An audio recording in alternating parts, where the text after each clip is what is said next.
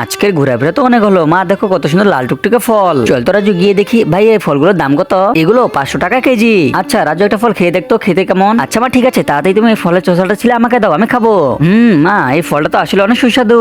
আসলে মা এই ফলটা খেতে অনেক সুস্বাদু আর মিষ্টি। আরে ওইখানে তো আরো ফল আছে, দেখি তো গিয়ে। দেখি তো একটা ফল খেয়ে। ম্যাডাম এই ফলটা অনেক সুস্বাদু। আরে বাহ, বাইরে লাল ভিতরটা সাদা, খেতে তো অনেক মজা। ম্যাডাম এই দোকানের সবগুলো ফল অনেক টেস্টি। আচ্ছা ভাই এই জগা ফলগুলো কত করে? আপা এই ফলগুলো অনেক ভালো, 200 টাকা কেজি। বাহ দেখতে তো অনেক ভালো লাগছে, খেয়ে দেখি। ওয়াও এটা তো অনেক সুস্বাদু, মনে হচ্ছে আজকে অনেক টাকা ফল বিক্রি হবে। এই রাজু দেখ এই আমগুলো কত সুন্দর, আর এই কাঁঠালগুলো সুন্দর। মা এদিকে আসো, এই কমলাটা খাও, এই কমলাটা অনেক মিষ্টি।